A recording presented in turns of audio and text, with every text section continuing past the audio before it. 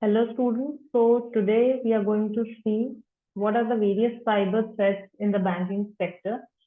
So before starting with the topic, let us first understand that there are certain kind of malware.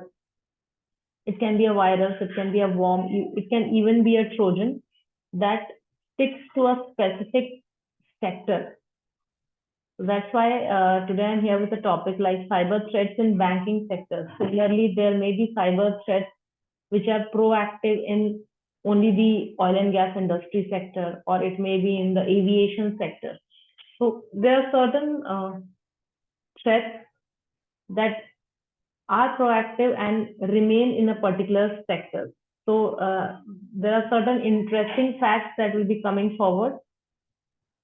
So looking at cyber threats in the banking sector. So these are the critical banking Trojans that I have listed. Now, what is a Trojan? From the basic definition, so Trojan is a kind of malware that looks like a legitimate program. Okay, so it looks like a legitimate program that you as a normal user would click and download, or you will start installing. Whereas on the background of it, it will be something trying to do certain malicious activity on a particular application or your devices. So that is a basic definition of a Trojan.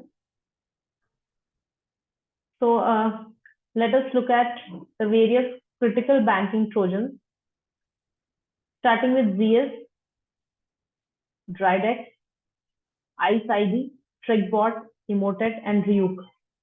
So I just listed down from which year they got active, and they are still there in the market, and just their form or their version changes, their way of propagation changes, but they are still active. So ZS is active from 2007 till date. Dridex is active from 2011 till date. ICE-ID is from 2014 till date, and so on. So we are looking into each and every Trojan into a little deeper. So let's first look at ZS. So ZS has many variants from the day it was first identified. Sphinx is a variant of ZS that is a banking Trojan that aroused during the COVID-19 time. So it has been spread as a phishing mail, and the mail subject would say it will be a COVID-19 themed phishing and mass spam campaigns that spread worldwide. So it started in the March campaigns. The email tells the target that they need to fill out an attached form to receive coronavirus relief from the government. So they use such tricking emails so that the student will really ask for help as it says from the government. So in the latest campaign, Sphinx is spreading via coronavirus themed emails sent to victims in US, Canada, and Australia, housed in malicious attachments named as COVID-19 relief. So it appears like mails are coming from the government, so people would be interested. So Sphinx was first seen in 2015, and it is a modular malware based on the leaked source code of the ZS banking Trojan. So basically what happens with the banking Trojans is their source code is easily and freely available.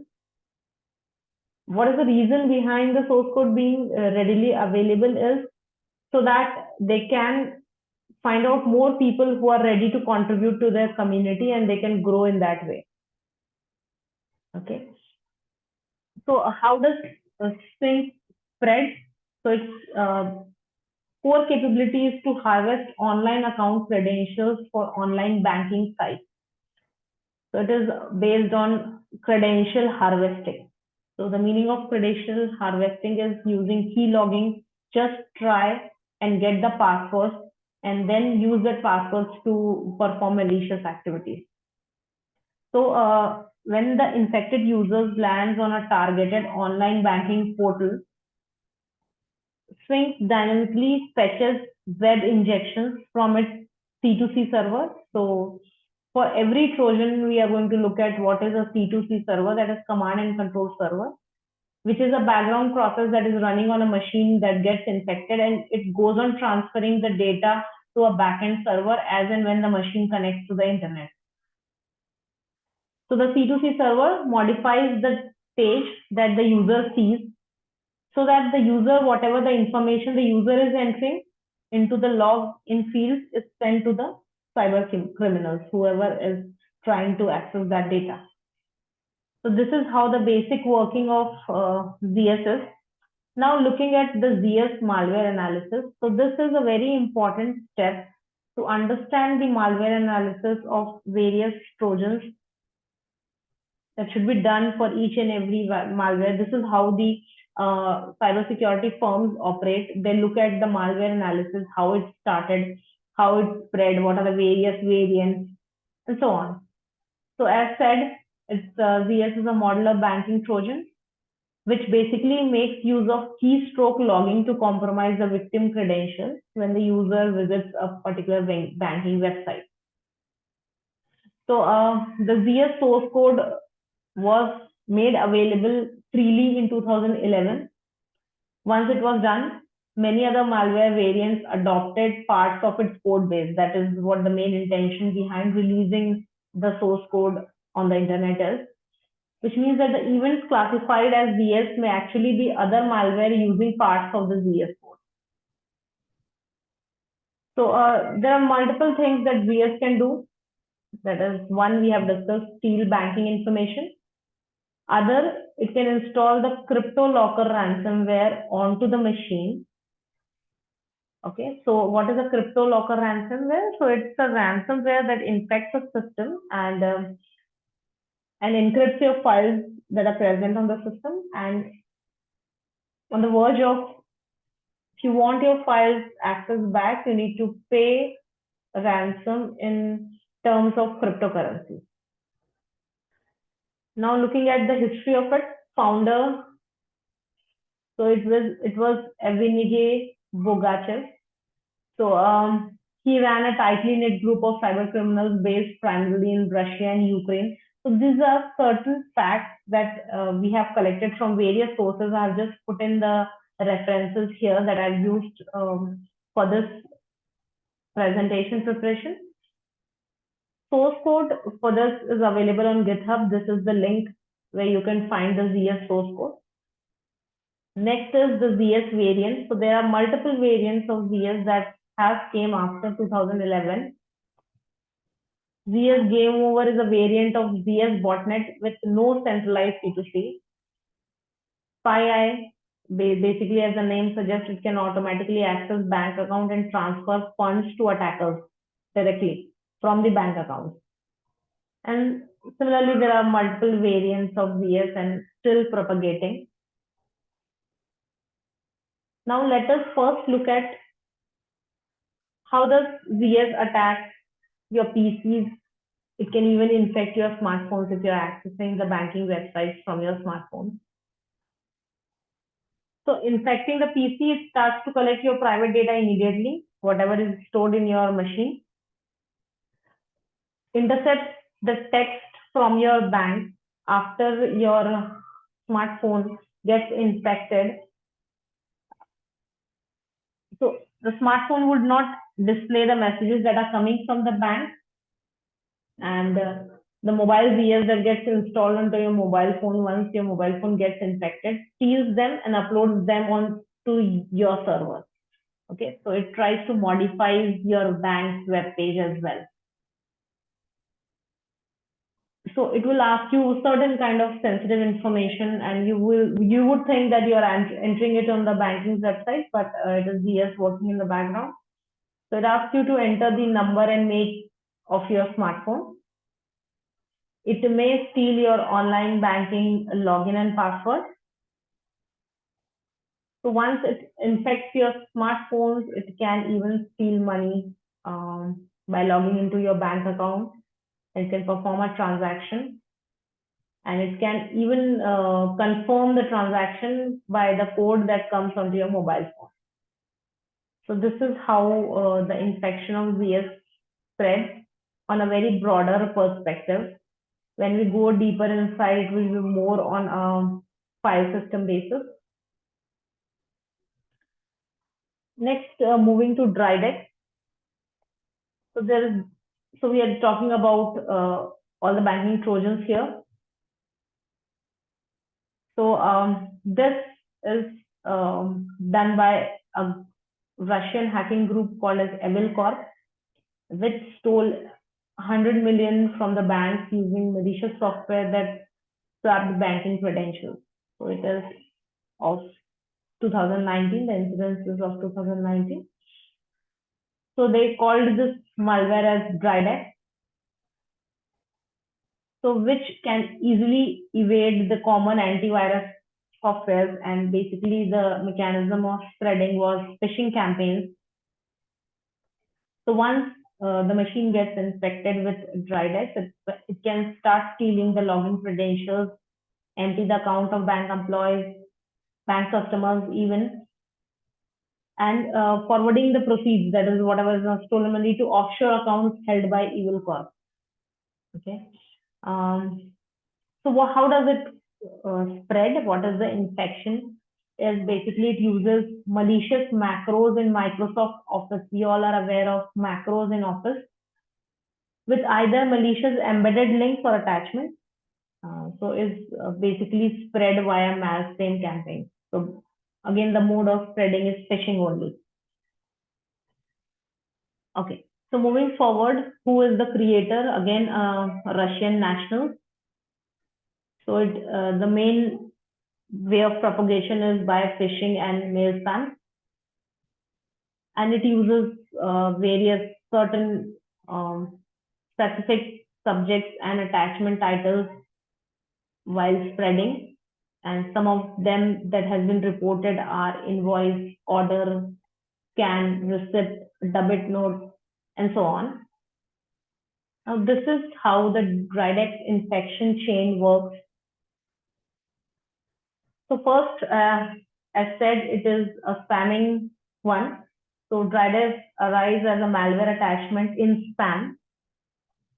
So that has an embedded macro detected as troj_wm shella.a that downloads the DryDex malware. Once it is downloaded, the DryDex loader downloads the DryDex worker, that is a .dll file, onto that system.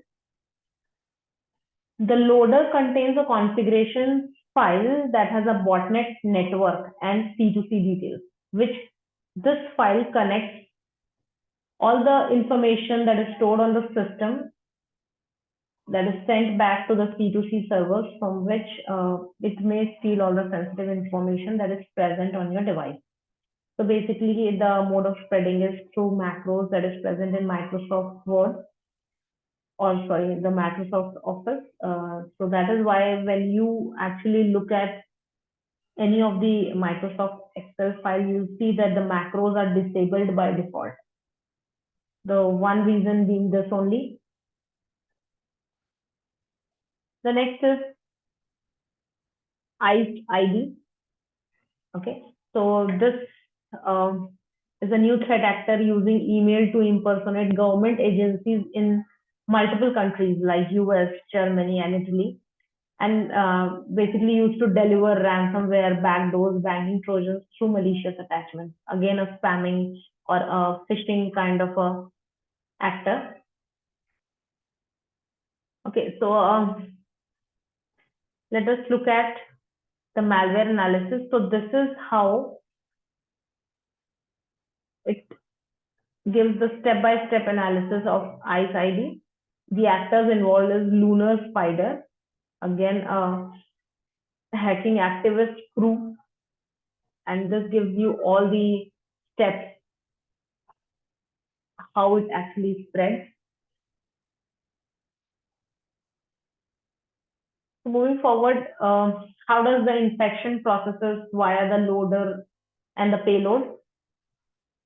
So whatever is the loader or the payload that is present with this, it actually connects to the C2C server, and it takes the payload that is the ICE ID payload. And the step 4 is it creates a .exe file, a new instance of that exe file, and the payload gets injected. And then it starts all the malicious activities in the background. So this was about ICE ID. The next one is TrickBot.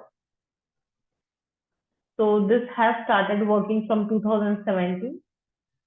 And the major targets were the local banks of countries like Nordic, Spain, and USA.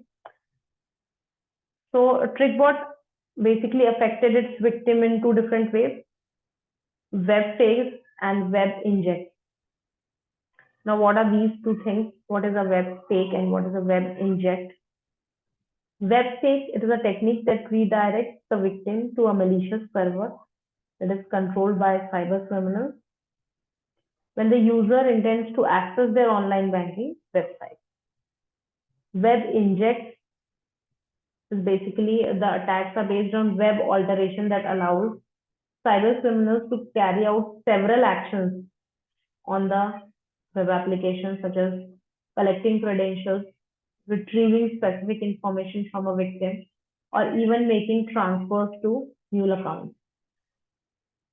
So this is a malware that has touched almost maximum countries, and it is the only banking Trojan to cover this large geographic area. Now, this is the malware analysis of TrickBot. What attack vectors it uses? Basically, it uses spear phishing and network vulnerabilities. What are the attack paths it uses? How does it perform cookie stealing, remote application stealing, and so on. So this was about TrickBot. So just discussed with you all what are the various cyber threats in the banking sector. Thank you so much.